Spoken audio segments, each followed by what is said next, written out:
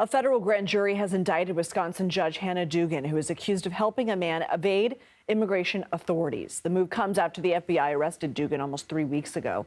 Prosecutors charged her last month with obstruction and concealing an individual to prevent arrest. The indictment allows the federal case against her to move forward. Ahead of a court hearing on Thursday, Dugan and her lawyers are moving to dismiss the case, writing, quote, "The government's prosecution of Judge Dugan is virtually unprecedented and entirely unconstitutional." CBS News Justice Department correspondent Scott MacFarlane joins us now from Milwaukee. Scott, can you walk us through the accusations against the judge and what she faces if convicted?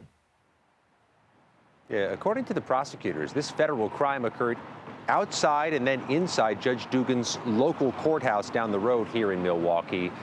They allege in the charging documents that there was a defendant in Judge Dugan's courtroom who federal immigration agents were there to detain for possible deportation, and they allege the judge rerouted the agents and then rerouted that criminal defendant away from the agents, allegedly, as a form of obstruction of a federal investigation. She'll have an opportunity here tomorrow at the federal courthouse to plead not guilty, but she has already asked that this case be dismissed, citing judicial discretion, saying the judiciary is protected from these prosecutions, not during the prosecution, but should not be subjected to prosecution. A federal judge will hammer all this out during an arraignment proceeding here tomorrow morning.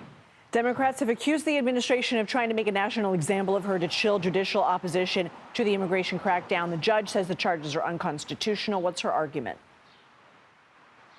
Her argument is that the judiciary should be inoculated from this type of prosecution. She made that clear in her dismissal filings. But there's a different issue here outside the four corners of the law. It's how the Department of Justice and the FBI Director, Kash Patel, put a magnifying glass on this case.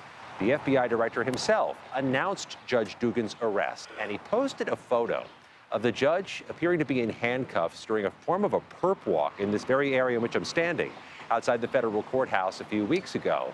That type of, glamorization of an arrest by showing the images and disseminating the images is not customary in the federal system. Typically, those types of images are not released by federal authorities. In this case, they were. And really, that's fueling arguments that this is a politically motivated prosecution, at least from the critics of the administration. Scott, I also want to ask you about a judge ordering the release of Georgetown University researcher Badar Khan Suri. Immigration authorities arrested him in March. Why is the judge ordering his release? Where does the case go from here? A different federal courthouse, a different federal case, but an important one nonetheless, Lindsay. The judge in the Alexandria, Virginia federal courthouse in the Eastern District of Virginia not only ordered that Suri was not to be deported, he ordered him released from custody today. This was a high-profile case.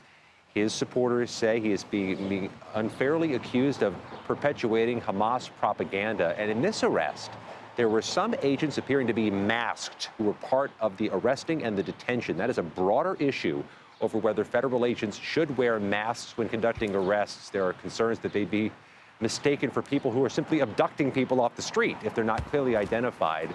That dispute will continue, even with Suri's case now leading to his release. Scott MacFarlane, thank you so much.